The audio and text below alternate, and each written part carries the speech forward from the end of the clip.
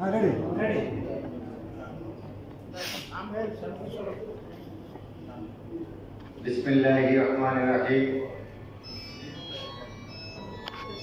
আমি নাইমুর রহমান কিরণ, সভাপতি বাংলাদেশ পুস্তক বালাই ব্যবসায়ী সমিতি। প্রিয় সাংবাদিক ভাই ও বোনেরা, বাংলাদেশ পুস্তক বালাই ব্যবসায়ী সমিতির পক্ষ থেকে সকলকে সালাম ও শুভেচ্ছা।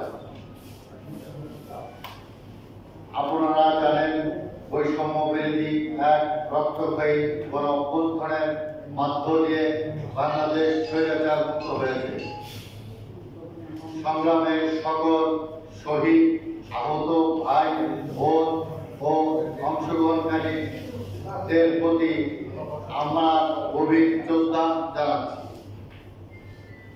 ছাত্র জনতা এই সংগ্রামে আমরাও সহযাত্রী ছিলাম, কারণ দীর্ঘদিন ধরে আমরা নিজেরাও নিজ কর্মক্ষেত্রে সীমাহীন বৈষম্যর শিকার। সিন্ডিকেট জাতাকলে নিষ্পেষিত হতে হতে আজ আমাদের দেওয়ালটি থেকে গেছে। প্রিয় সাংবাদিক ভাই ও বোনেরা, বাংলাদেশে যখন স্বৈরাচার দোসরদের পতন ঘটেছে, সেখানে আজও সেই সর্বগ্রাসী সিন্ডিকেট বহাল পরিবর্তে শিক্ষা খাতে এই বিশাল অংশটি প্রতিগত করে রেখেছে। শিল্পে আমরা পুস্তক বালাই ব্যবসায়ী সবচেয়ে নির্যাতিত অবস্থায় দিন অতিবাহিত করছি, অথচ ভবিষ্যৎ প্রজন্মের শিক্ষা ক্ষেত্রে আমাদের অবদান কম নয়। বিগত অবৈধ সরকারের অবৈধ সিন্ডিকেটের কবলে আজ আমরা সব হারাতে বসেছি। প্রিয় সাংবাদিক ভাই ও বোনেরা, আপনারা জেনে অবাক হবেন যে আমাদের এই পুস্তক বালাই ব্যবসায়ী সমিতি বাণিজ্য মন্ত্রণালয় রেজিস্ট্রারকৃত অনুমোদিত এবং FBCCI প্রথম শ্রেণীর সদস্য। বিগত স্বাধীনতাত্তর জাতীয় পাঠ্যপুস্তক বোর্ড কর্তৃক বোর্ড বই টেন্ডারের মাধ্যমে তালিকাভুক্তি অবস্থায় বই বাছাই করে আসছে। শুধু তাই নয়, বোর্ড বই, সৃজনশীল ও ধর্মীয় বই সহ সকল প্রকার বই আমাদের সংগঠনের মাধ্যমে বাছাই করা হয়। কিন্তু দুঃখের বিষয়, 1999 সালে স্বৈরাচার আওয়ামী লীগ সরকারের উপদেষ্টা সালমান এফ রহমান আমাদের সংগঠনকে তালিকা থেকে বাদ দিয়ে একচেটিয়াভাবে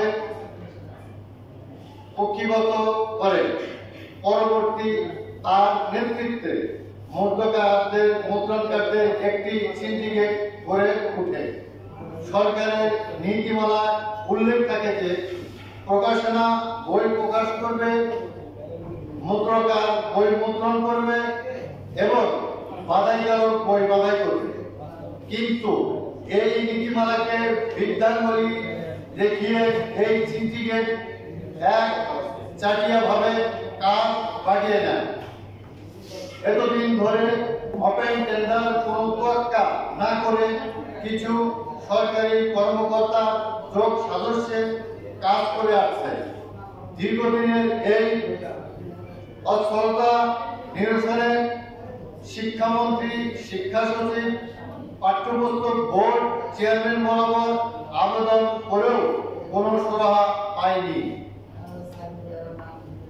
অসাধু ব্যবসায়ী স্বর্গ রাজ্য পরিণত করা স্বৈরাচার আওয়ামী লীগ সরকারের পতনের মধ্য দিয়ে আমাদের সংগঠনের সঙ্গে জড়িত লক্ষাধিক মানুষের মধ্যে আশার সঞ্চার হয়েছে। তাই সংবাদ সম্মেলনের মধ্য দিয়ে সংশ্লিষ্ট কর্তৃপক্ষ ও জাতির সামনে আমাদের দাবিসমূহ উল্লেখ করছি। দফাসমূহ 3, প্রথম দফা বাধাই শিল্পের মুদ্রণকারকের অবৈধ হস্তক্ষেপ ও সিন্ডিকেট বিলুপ্ত সাধন করতে হবে। দফা 2 সরকারি নীতিমালা অনুযায়ী ওপেন সেন্টারের মধ্য দিয়ে পূর্বের মতো সরকারের সঙ্গে সরাসরি কাজের সুযোগ সৃষ্টি করতে হবে। 3 বাধাই কাজের সকল সরকারি সিদ্ধান্ত গ্রহণে বাধাইকারকদের নির্বাচিত প্রতিনিধিত্ব নিশ্চিত করতে হবে। সবাইকে ধন্যবাদ। আমার আজকে এই লিখিত বক্তব্য আমি একটু জানতে চাই যে বাধাই শিল্পের অনৈতিক এবং সিন্ডিকেটটা কি? 1 নম্বর বাধাই শিল্প সিন্ডিকেট আমরা আমাদের সরকারি নীতিমালার মধ্যে আছে যে বাধাইকারক বাধাই করবে, প্রকাশক প্রকাশ করবে, মুদ্রণকারক মুদ্রণ করবে। এখন যেটা হচ্ছে এই মুদ্রণকারক সে মুদ্রণও করছে, সে বাধাইও করছে, সে সব কিছু করছে, কিন্তু আমাদেরকে বাদ দিয়ে আর একটা প্যাকেজ আকার করছে, প্যাকেজের মাধ্যমে। আপনাদের সমিতির মাধ্যমে এর কোনো ব্যবস্থা বিগত দিনে গ্রহণ করছেন কিনা বা কোনো আন্দোলনে গেছেন? এর আগে আমরা আন্দোলনে গেছি, আমাদের বোর্ড অফিসে বা শিক্ষা মন্ত্রণালয় সচিব আমরা স্মারকলিপি দিয়েছি, চিঠি প্রদান করছি, সে ডকুমেন্টস আমাদের কাছে আছে। আপনারা 2 নম্বরে বলছেন যে সরকারি নীতিমালা অনুসারে টেন্ডারের মাধ্যমে আপনারা কাজগুলো পাচ্ছেন। এই ব্যাপারে কাজগুলো কি আপনারা বিগত দিনে পাননি বা এখনো পাচ্ছেন না? এখন আমরা এই কাজটা পাচ্ছি না। সরকারের নীতিমালা অনুযায়ী আমাদের যে আগে যেভাবে কাজ দেওয়া হতো বোর্ড অফিস থেকে বোর্ডের মাধ্যমে, তো আমরা সেভাবে কাজটা আগে পুরনো আমরা ফিরে চাই। এখন আপনারা কি চাচ্ছেন? আমরা চাচ্ছি আমাদের বাধাই কাজ আমাদের বাধাইকারকদের মধ্যে ফিরে যাওয়া।